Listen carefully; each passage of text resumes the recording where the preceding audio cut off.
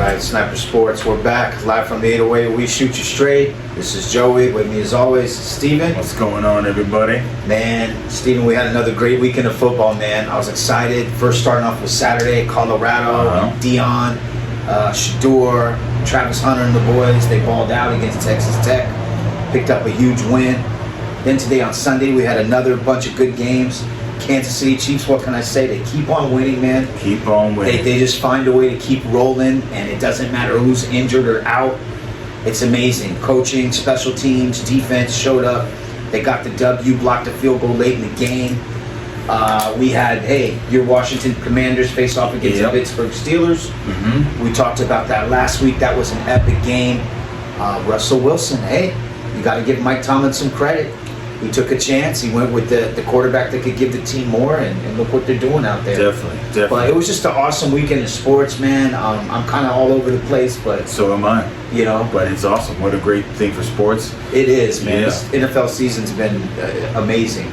I agree with you. Yeah, there's been a couple teams that nobody's even really talking about, and they're quietly, 7-2, 8-2, and two AFC teams. That's the Buffalo Bills. As Josh Allen won today against the Indianapolis Colts, and also the team I just mentioned, the Pittsburgh Steelers, sitting at 7-2 on the top of the division.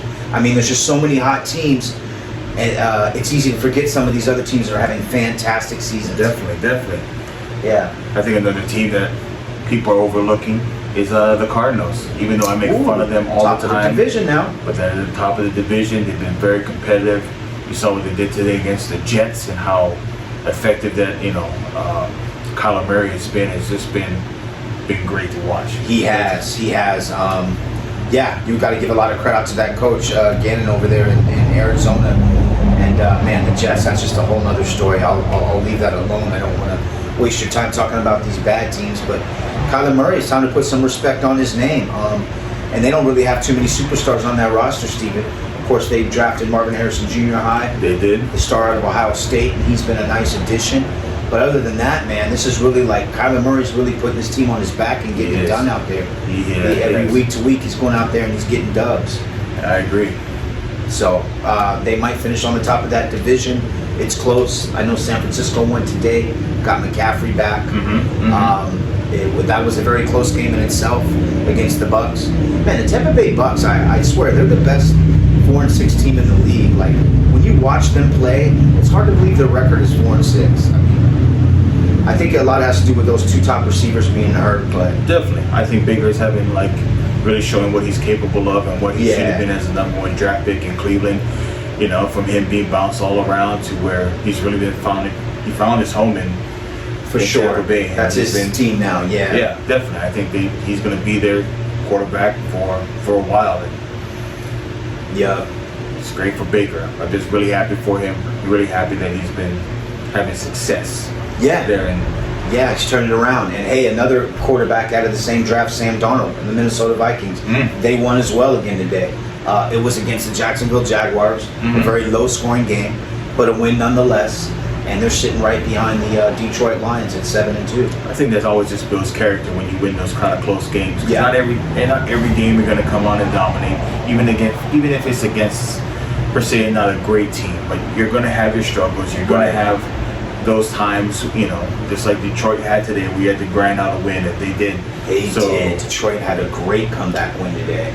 The NFC North, for me, has just been the best division in football. I mean, I know Chicago hasn't been doing what he was doing in the beginning of the season and stuff, but those top three teams, Green Bay, Detroit, and Minnesota, have just been outstanding this year. Coaching-wise, have been great this year. Just the play from the quarterbacks have been great. Their whole team just looks just amazing. So I think the NFC North is coming out with the team going to the Super Bowl, to be honest with you. Yeah, Detroit at this point, to me, looks like a team of destiny. I mean, they were down as much as 23-10. They came back to win that thing. Goff threw 5 picks today. He wasn't sharp. The team held together and found a way to get it done. That's coaching, that's commitment, that's belief. And against the Houston Texans, who have only really lost to some very good teams and close games, they're still sitting at number 1 in their division. But yeah, Steven, Detroit looks like the best team in the NFC. I'm talking about Houston. I mean, they still have without Nico Collins, who was, I think, the leading receiver in the NFL when he went out. Right. No Stephon Diggs, so No Diggs. they really need some help with that. I mean, I think Tank Dell is an amazing receiver, amazing athlete, but They can't really count on him to be a number one. Exactly. I think they lost Diggs for the year. Is that right? They might have. I think it was something where he tore something. It was non-contact. Whereas Nico's kind of week to week. He should be back soon. He should be back. I think he's been out for the past 4 to 5 weeks, so they really need him. Again, sorry, Nico, from last year. I disrespected you. I'm sorry, okay? I keep apologizing for that because, yeah, my bad, Steve Nico. was making good on that. But Hey, yeah. even from last year, I was like, my bad. I should put some respect on your name because I didn't know how, Yeah. He's a force. He's a force to be reckoned with. Another team that got their 5th win in a row is the Philadelphia Eagles. They're not turning the ball over. They're running Saquon. Hurts had a nice game today. 2 in the air, 2 on the ground. I think when you have someone like Saquon that can bring stability to your team, not only running the ball wise and you can control the clock, but also you can throw the little outs to him. He just makes your team so much better. I feel, when Kelsey went out, I think Saquon has been that security blanket for Jalen Hurts. Someone he can rely on. I can give you the ball. You can make these plays from the backfield, and I think it's just opened up so much more for the passing game for A.J. Brown. Play action and passing game. And Devontae Smith. So I'm really looking forward to them really taking charge of this now. I don't want them to because, of course, I'm a Commanders fan. I told y'all I didn't want to talk about the Commanders because this would happen that they would lose.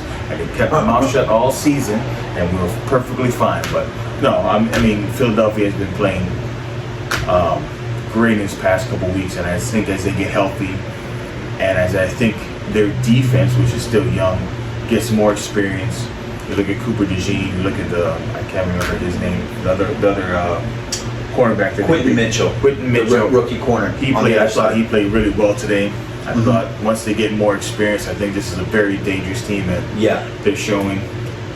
Still questionable about the coach, but although I think their team is... I feel like when the spotlight, Steven, and the talk isn't on Philadelphia, they really show out. Exactly. You know what I mean? And then as soon as the attention's on them, it's kind of like, I would really say something goes wrong, but they just don't run as smoothly. It's like when they're under the radar, they can just ball out and stack up W's. Because I think then your coach isn't saying stuff that just kind of puts you in a bad predicament. You know what I mean? Or giving the other team more fuel throughout the week. Because I think he's a good coach, and you see some very heartfelt moments. People want to say it for the camera, like a couple weeks ago with Saquon. He really showed like an emotional side. Hey, if you want it, I want you to get it, but if you don't want it, we can play someone else.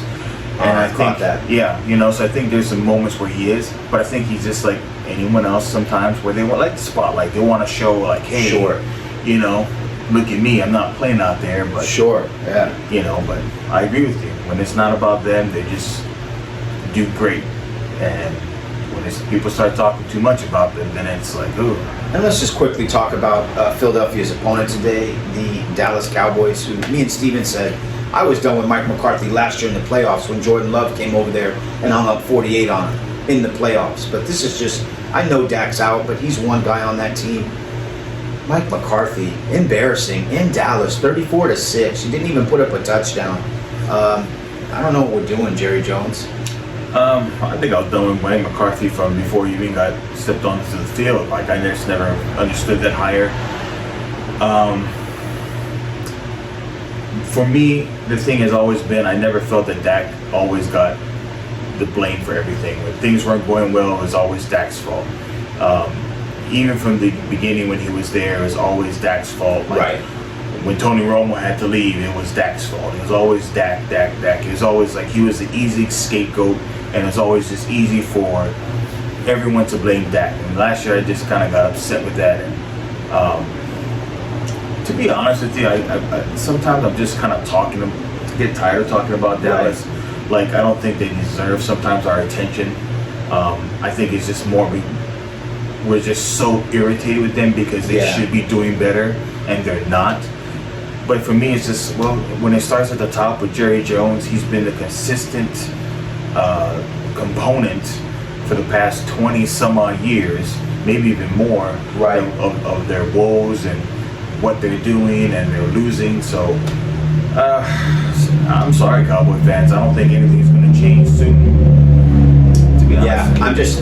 Yeah, I don't want to spend a lot of time on it. It's just the product that they're putting out for the Dallas Cowboys. It's a head scratcher to say the least. Like, get rid of the coach. You need to flip house.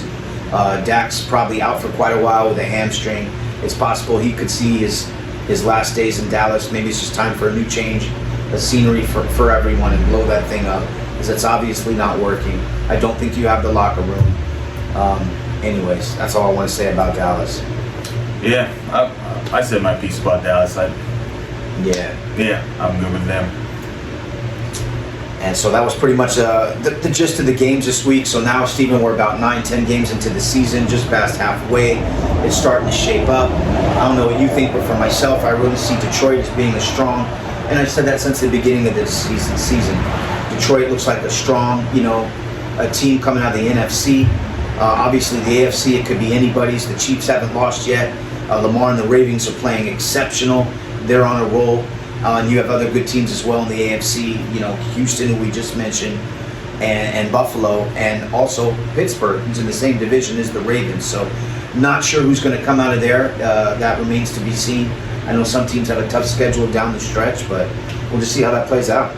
Definitely, I agree with you totally with Detroit. I think that they're the best team in the NFL. I know today was just one of those games where they had a little hiccup, but they were playing, I thought, a great defense with the Houston Texans. NFC is always tough. I like the Ravens. I like what they can do. Yeah. Just for me, if you have a good passing game, because their passing defense is not the greatest. I think they're ranked 31st in the league for pass defense, and a pretty good defense where you can stop Derrick Henry. Yeah. I just don't know if they can get over that hump. For Kansas City, I'll be honest, sometimes I'm just thinking, when is their luck going to run out? Next week, they got to travel to Buffalo. They might, Buffalo's another questionable one. But to be honest with you, I think if you're looking at the top three teams in the AFC, I think you have to put Kansas City up there. The Ravens, and right now Pittsburgh. I think those Pittsburgh. That's who I have strong. They're flying under the radar quietly. They just keep winning games. They have a phenomenal defense. And Russell Wilson, he just knows how to pull out wins. He's dynamic in the fourth quarter. Yeah, I think it's because people worry too much about, who's going to play this week, or should we play Russ, or should we play, Justin Fields. It looks like they both know what's happening. Everyone seems to be on the same page except everyone else, and I think that's why they're just flying under the radar, because we're more worried about who's their starting quarterback there. But I think we could put that to bed now, because this is a results-based business, the NFL.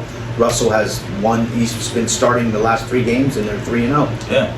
And the team's putting up more points behind them. Definitely. And let's give it up for the defense. I think that's been the consistency all season. That defense has just been... keeps them in every game. Definitely. When you have a defense that can keep you in every game, and a quarterback like Russell Wilson who doesn't turn the ball over, you're going to have a chance to win every game. And that's what we've seen. Definitely. I'm just laughing because I'm thinking to myself, if I want to be petty in this next point. I was like, remember a question you asked me before the show, when are we going to start Michael Penix? Oh, yeah. Kirk Cousins over there. Yeah, way to go, Kirk Cousins. Right. Losing. Yeah, they lost to New Orleans today. I mean... who won their first game because they lost 7 in a row and fired their coach last week. They got a dub today, but Kirk Cousins threw for 300 yards, but empty, like no touchdowns today, and they lost. They only put up 17 points. And you lost to someone who Mr. Checkdown. Yeah. So, hey. Yeah. Way to go, Kirk Cousins. We love you over here in Hawaii. Oh man, it's crazy. I don't know how the season's going to shape out. Like I said, there's a lot of tough games towards the end of the year. Schedule right around Christmas time. There's some great matchups, but I don't know, Steven. Thus far, I'm thinking maybe a Detroit, Kansas City, a Detroit, Baltimore Super Bowl is something highly likely we could see here. I think so. I don't think barring extremes like a big injury or something. Yeah, I can't disagree with you. I'm trying to be like maybe this other team, but I think it's just on the matchups in the playoffs of who plays who. I think that would be more of an interesting for the AFC part, but sure. Detroit, I agree with you. I don't think anyone in the NFC is coming close to them. And you look at when they played in their division, right? They've been pretty decisive that they've been the best in their division. I feel that that's the best division in the NFC. So I agree with you. It is the best division. Then when you have a game like today, when you're down and Goff throws 5 picks and you still win, on the road in Houston in a primetime game, that just gives you that confidence and belief that, hey, we can be down 2-3 touchdowns and still have a chance. So that's just another feather in their cap, and shout out to their coach. Definitely. I totally been a Dan Campbell. Yep. But hey, that's all I got for Week 10 NFL, guys. We appreciate the support. Please like, subscribe to the channel. Leave us your comments. Tell us who you'd like to hear us talk about, or if there's anybody we missed that deserves some props, or Definitely. anybody that we missed that deserves a little, just call it like it is, because that's what we do. Shoot Definitely. straight from the 808. All right. We're Yeah. out.